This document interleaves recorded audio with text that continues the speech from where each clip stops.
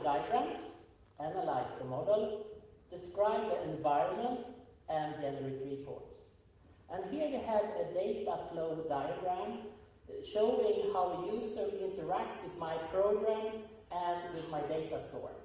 So we have different icons for different kind of entities here. So for example, here you see that the rectangle is an external interactor, a circle is a process, code you can say, and the two horizontal lines is the data store. So for example, if I create a new data store here, you see that I get the validation here, so I can see I have to do these things to validate this diagram. So I can do that, but I will not do this. I will instead change the name of the data to something other, so we can follow it better. Cocoa data. The next thing, when I have done the diagram of the new functionalities, I want to do an analyze. So here I have all the elements that I have drawn on the diagram. So for example, I have the Cocoa data here, the database. And here I have the sprites for a data store. So for data store, we think that tampering, repudiation, information disclosure, denial of service is important to causes for threats. And for example, we can go on tampering, and here we have questions that we can use to analyze this new feature. So I can go and look about the questions and see how I will answer the questions. So for example, are all permissions set to protect all objects? Wow, I don't have, what should we call it? No access control in plan. And here I have the possibility to write information and see how the completion of this thread that I have seen, how they are fixed.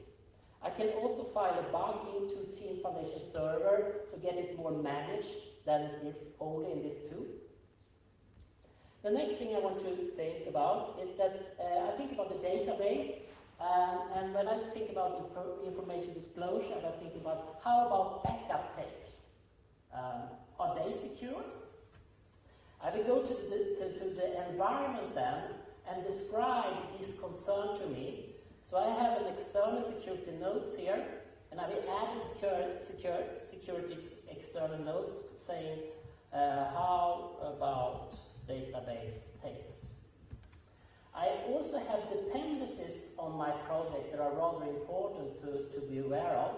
So I will have, for example, a very common dependency, MSXML, and it's version 6.0.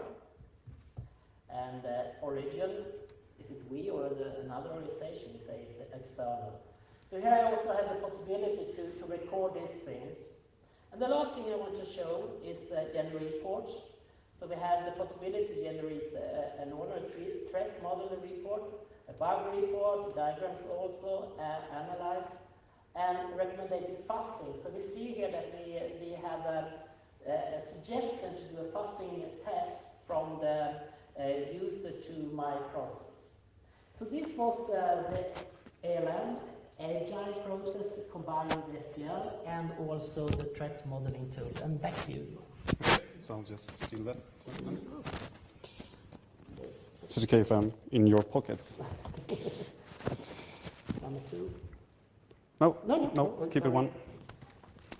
So what you actually saw here is the threat modeling tool and the basis of security development lifecycle is actually to, once again, try to identify the security threats and the security issues that might arise in an application very early in the process, instead of having a sort of a reactive process when you have already built the features and doing the testing instead.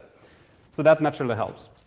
If you're going into some more details on the code and really drill down in some of these features, we have something called the Web Protection Library. This is kind of a new aspect. It's already have been released in 3 versions actually. It's up into 3.1, I think, actually. But it is something that used to be called anti-cross-site scripting library. Have everyone used that earlier? Okay, a couple one. What's happening now is that this is getting injected into something called the security runtime engine, actually, and will be depreciated in later releases, the anti-cross-site scripting. But it's still available then in the security runtime environment or engine, but it's called like sort of the anti-cross-site scripting. Well, how that actually used is actually what the security runtime engine is doing is HTTP modules or handlers that will be leveraged without the developers actually knowing it, I should say, how these features are getting injected into the code and into the application. It's actually looking into requests and response headers and such, and seeing if you can identify it through whitelists and different algorithms, like cross-site scripting, SQL injections. We are looking into clickjacking and also cross-site request forgery attacks that will be identified with this engine moving forward. This can be downloaded today in a source code way from Codeplex. It's a very easy, if you know about Codeplex, it's actually wpl.codeplex.com, where you can download this source code and try it out. It works both for .NET Framework 3.5 and .NET Framework 4.0, which is interesting with the 4.0 release, or the version there is actually using the Managed Extensibility Framework, or MEF that it's called, to inject these types of logic into the application without the users or developers being aware that they are being handled. So it's like layering these security features or the mitigations for these attacks outside of the developer's environment. This naturally is a good thing for the execution environment, but not something that helps with the competences that the developers needs to have.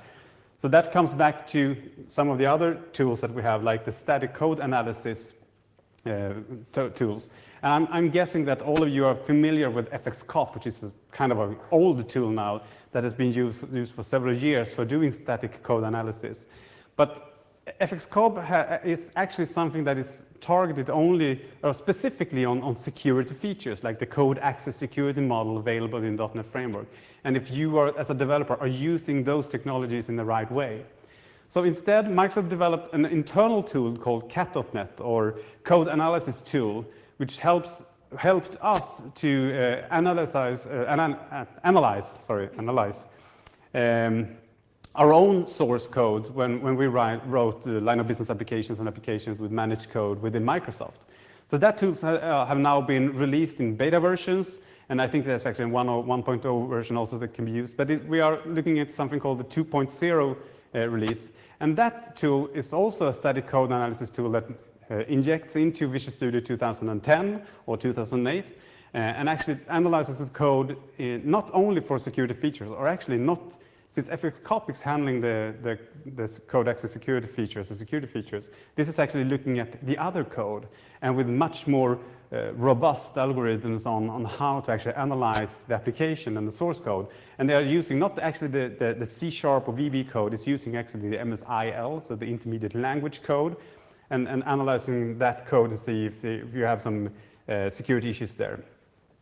And this is a tool I'm not expecting you to be very familiar with, so I think I'm going to demonstrate this in sort of the same way as Doug did here.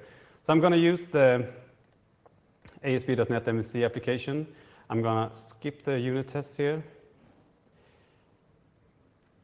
And when you download and install the cat.net, it's an MSI install, which you download and you run, and then you also have a script file that needs to be run to inject these rules into Visual Studio 2010.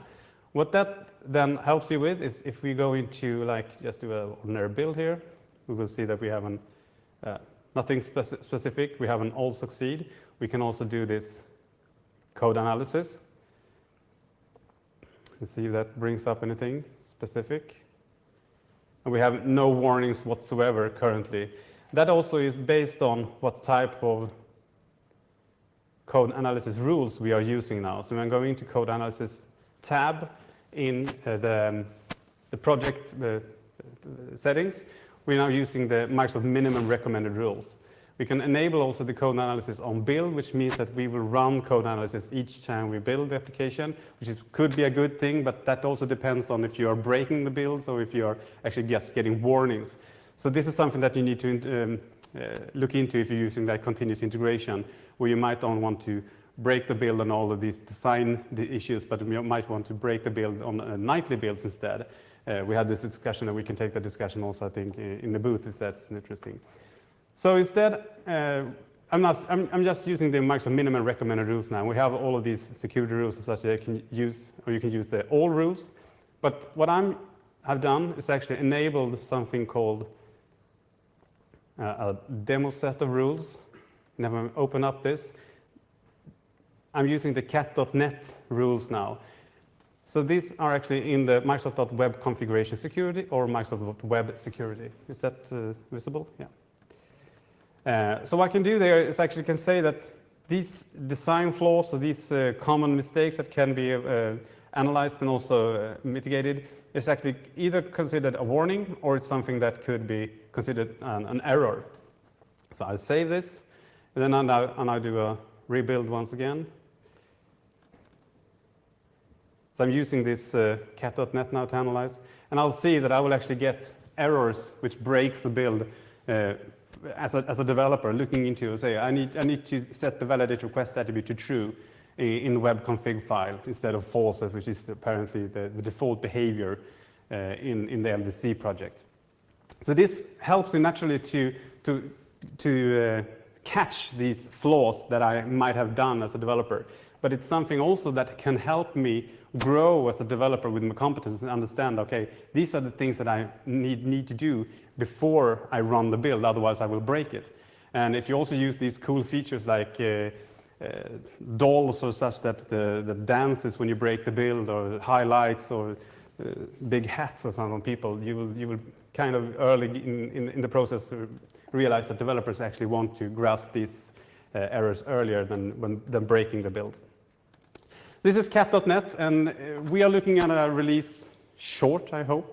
I was hoping for like this week or something, but hopefully in a couple of weeks then. So we'll have something to do in the summertime. Yeah, that's a good thing.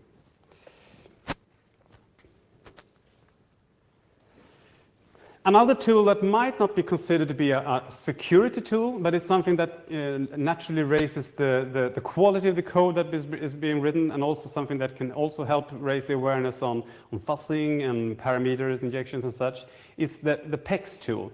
This is something currently being developed by, I think it's Microsoft Research actually that's doing this. And it's something that automatically generates unit tests or test suites based on analysis on the code. So this gives the code that you have written high code coverage, which is more or less the ambition and the vision with the project also, without having to write all of this mandatory unit test codes by hand. Instead, it automatically generates those for you. If you also combine this with a mocking framework or stubbing framework called moles, which actually uses delegates to replace .NET methods like virtual methods and such. It's get very flexible and something very efficient also to be used. All of this also can be downloaded today, both with documentation, videos on how to use it. And naturally, as I'm saying that you can download everything, I have to demonstrate it. So I'm going to do that also in a very easy way. I'm going to just create a class library. I'm going to replace this with a snippet, I think. No, let's go for,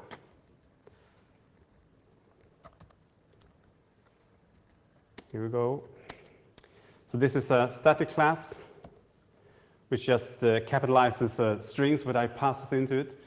So how can I use PEX with this? And I have installed PEX, and it just integrates into the environment. Like when I right-click within this method, it says run PEX. So I run PEX, and then it wants me to save this project. I'm using this Express edition, or Express version of, not Express edition, I'm using the Express features actually. That doesn't save all my temporary projects. But now PEX is running and analyzing this class and code. So I will get back this report here. And it says like this big black here says failed test. And this actually means that we don't want to have null references exceptions being thrown back at us. So it says that this is an error that we have to address. So I can right-click that and actually use PEX to add a precondition to the code. So if I'm going to do this a bit more flexible here. I think we have that one. So I'll do that this, and I use